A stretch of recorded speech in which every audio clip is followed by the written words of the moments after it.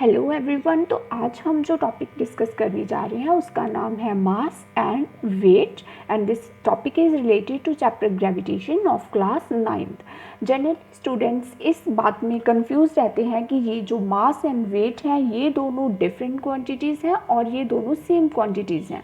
अगर ये दोनों डिफरेंट हैं तो इनमें डिफरेंस क्या है, तो आज हम इस मिसअंडरस्टैंडिंग को इस लेक्चर में दूर करेंगे। So firstly let us discuss the mass. What is the mass? For example, अगर हम एक टेनिस बॉल और एक क्रिकेट बॉल को कंपेयर करें तो उनमें क्या डिफरेंस हमें देखने को मिलेगा। Then what will happen? Tennis ball will be lighter than the cricket ball. Cricket ball will be heavier as compared to tennis ball. Similarly, if we compare a feather with the stone, then we will see that feather is much lighter as compared to the ball. तो ये बहुत light होगा और ये हमारी जो ball या stone जो भी होगा ये बहुत हमारा हैवी होगा as compare to feather. Then what should be the concept after this? Is there any quantity which can tell us that which thing is heavy and which thing is lighter? There is a quantity in physics which is called mass. So what is the mass? Mass, if we define the mass is a quantity that represents the amount of matter present in any body. किसी body में कितना matter present है ये चीज़ हमें मास बताता है। तो feather में कितना मास है, कितनी क्वांटिटी ऑफ मास इसमें प्रेजेंट है, और स्टोन और बॉल में कितना मास और कितना मैटर प्रेजेंट है वो उस चीज़ का मास होगा। जितना ज़्यादा मैटर इस चीज़ में प्रेजेंट होगा उतनी वो चीज़ का मास ज़्यादा होगा और उतना वो हैवी होगा। So this is the basic definition of mass. So basically mass हमें किसी भी चीज़ में कितना मैटर प्रेजेंट है उसके बारे में बताता है। एंड जनरली मास को हम रिप्रेजेंट करते हैं by small m and mass की जो हमारी SI यूनिट होती है वो हमारी होती है kg। हम मास को किलोग्राम में मेजर करते हैं। And now what are the fundamental concepts? Moving to fundamental concepts of mass, जो बेसिक चीज़ें मास के बारे में है, तो मास हमारा एक स्केलर क्वांटिटी होता है। स्केलर क्वांटिटी हमें जैसे कि पता है कि स्केलर क्वांटिटी वो होती है जिसके पास ओनली हमारा मैग्नीट्यूड होता है बट उसके कोई भी डायरेक्शन नहीं होती, नो डायरेक्शन। सो मास एक क्वांटिटी ऑफ मैटर है तो उसकी डायरेक्शन हमें उसके कोई मतलब नहीं है, हमें सिर्फ उसका मैग्नीट्यूड ही हम उसका मेजर कर सकते हैं, तो डायरेक्शन उसकी हम मेजर नहीं कर सकते। सो इसलिए हम इसको बोल सकते हैं कि mass is a scalar quantity. And second point is that mass is same at all places. It doesn't change from position to position. मास हर जगह पे हमारा सेम रहेगा। अगर हम एक स्टोन ले लेते हैं तो अगर हम इस स्टोन का मास अर्थ पे मेजर करते हैं तो एंड सेकेंडली अगर हम उसी सेम स्टोन का मास मून पर जाकर मेजर करते हैं तो मास उसका बिल्कुल सेम होगा। मास क्योंकि जितना उसमें क्वांटिटी ऑफ मैटर प्रेजेंट है वो उतना ही रहेगा, वो किसी पोजीशन के बदल जाने से वो क्वांटिटी ऑफ मैटर नहीं बदलेगा, वो चेंज नहीं होगा, that will be same. So mass is same at all places. Next third point is mass is measure of inertia. Mass जो है वो हमारा इनर्शिया मेजर करता है। अगर हमारी बॉडी लाइटर है देन हमारा इनर्शिया जो होगा वो लेस होगा। सो उस बॉडी को हम लेस फोर्स के साथ मूव कर सकते हैं। फॉर एग्जाम्पल अगर हमारे पास कोई लाइटर कार है तो what will its inertia will be less because its mass will be less, ये लाइट होगी एज कम्पेयर टू अगर हमारा मास जो है वो ज़्यादा है तो इनर्शिया भी हमारा क्या होगा, वो ज़्यादा होगा। तो अगर हम इसको कंपैरिजन करें एक कार और एक हम ट्रक ले लेते हैं, तो what will happen, this is truck, then a mass of car is much less as compared to mass of truck, so inertia will also be less. तो जितनी लाइट कोई ऑब्जेक्ट होगी उतना उसकी पोजीशन को चेंज करना इजी होगा, उतना वो अपनी चेंज को रेजिस्ट नहीं करेगी, सो इनर्शिया भी उसका लेस होगा। देन बॉडी जो है वो एक लेस फोर्स के साथ भी मूव कर जाएगी। बट अगर मास बहुत ज़्यादा है तो इनर्शिया भी उतना ज़्यादा होगा। फॉर एग्जाम्पल अगर ट्रक हमें हैवी है, अगर हमें उसे उसकी पोजीशन को चेंज करना पड़े, धक्का लगाकर चेंज करना पड़े, तो वो अपनी जो चेंज इन पोजीशन है उसको रेजिस्ट ज़्यादा करेगा, उसका इनर्शिया ज़्यादा होगा। तो body will move with large force. In simple words, जो हमारी हैवी ऑब्जेक्ट होती है उसको मूव कराने के लिए हमें ज़्यादा फोर्स लगेगी, और जो हमारी लाइटर ऑब्जेक्ट होती है उसको मूव कराने के लिए हमें कम फोर्स लगेगी, बिकॉज इसका जो इनर्शिया है वो लेस होगा एंड इसका जो इनर्शिया है वो हमारा ज़्यादा होगा। सो ये मास के बारे में हमारे कुछ फंडामेंटल कंसेप्ट्स थे, कुछ बेसिक पॉइंट्स थे। तो मास के बारे में हमने जनरली सब कुछ पढ़ लिया है। Now we generally misunderstood this term mass with another concept that is weight. Now we will remove this misunderstanding that what is the difference between mass and weight। मास के बारे में हमने पढ़ लिया है कि मास एक क्वांटिटी ऑफ मैटर होता है, कि कितना मैटर किसी चीज़ में प्रेजेंट है। Now come to the weight. What is weight? Whenever any object falls towards the surface of earth, then in that condition there exists a force of attraction between the object and the earth is called force of gravity। So जो भी चीज़ें अर्थ पर present है, अर्थ उनको एक force provide करती है, that force is force of gravity. And this force जो है, फोर्स ऑफ ग्रेविटी, जो अर्थ उन चीज़ों पर लगाती है और उन्हें अपनी तरफ अट्रैक्ट करती है, ये उस चीज़ का वेट मेजर करेगी। ये जो फोर्स ऑफ ग्रेविटी है with which earth is attracting the objects towards itself is equal to the weight of the object. So force of gravity is measure of the weight. So basically weight is the force applied on the object by the earth due to gravity। So now come to the formula for weight। According to Newton's second law of motion, force जो हमारी होती है वो होती है mass into acceleration. So from here we can say that force is directly proportional to mass and also it is directly proportional to acceleration.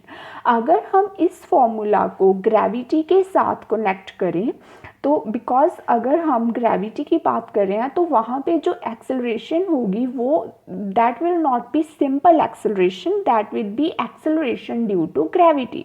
सो हम यहाँ पे जो हमारी ए है उसको हम जी के साथ रिप्लेस कर देंगे, that is acceleration due to gravity, जो कि हमने लास्ट लेक्चर में डिस्कस किया था। तो force will be equal to mass into g.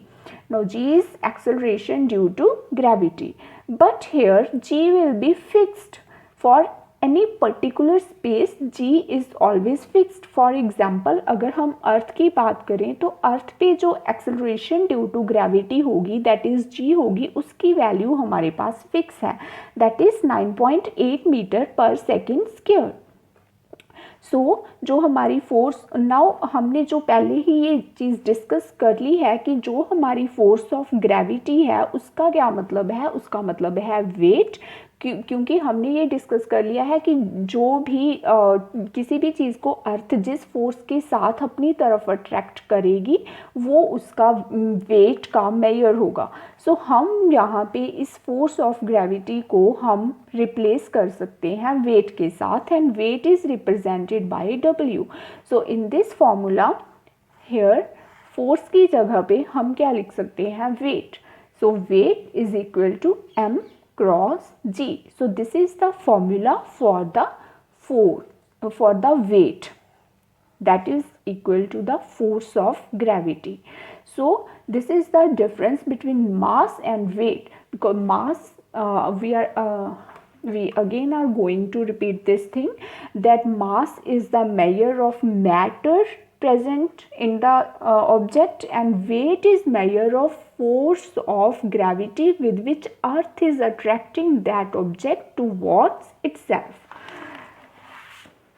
Now basic things about weight. SI unit of weight is equal to SI unit of force, because weight is basically equal to force of gravity.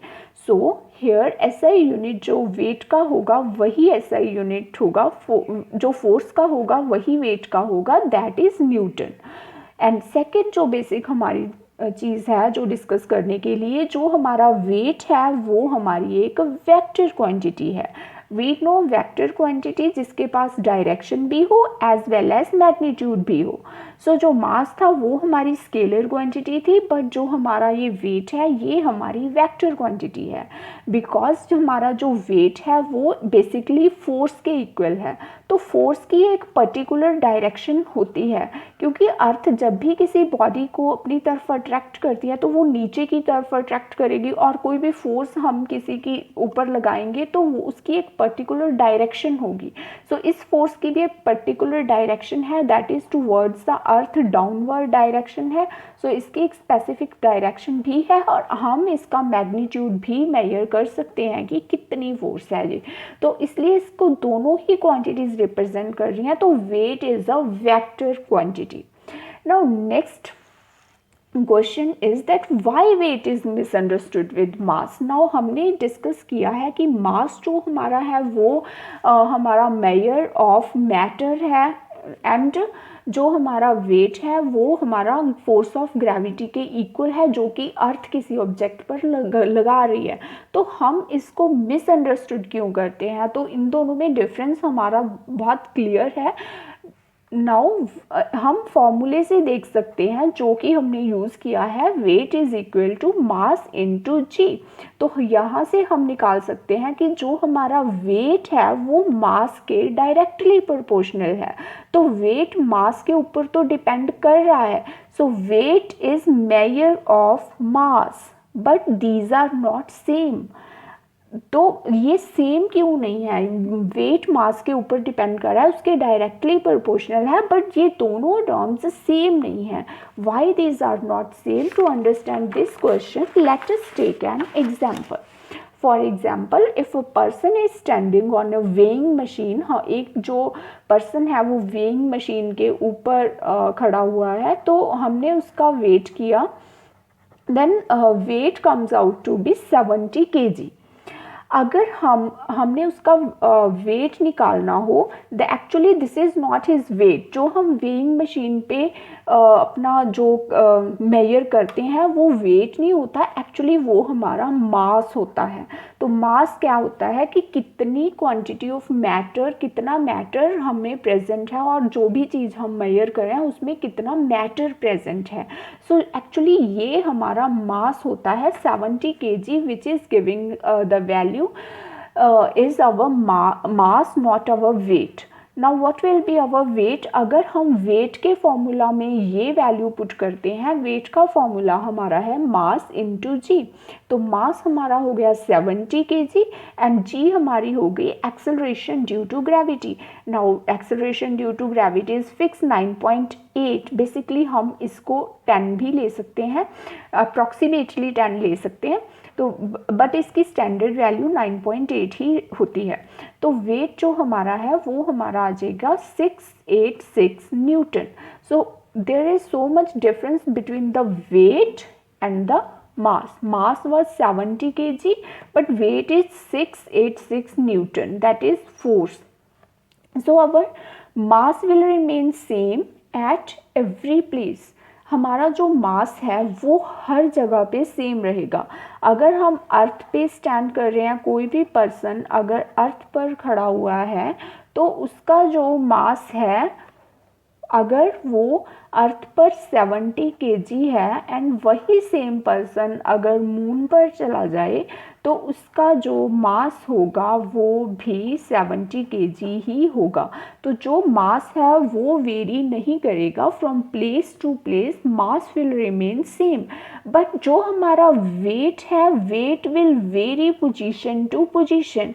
So weight हमारा जो है वो हमारा position to position change करेगा, because according to formula जो हमारा weight है वो है हमारा mg, बट मास तो हमारा है फिक्स।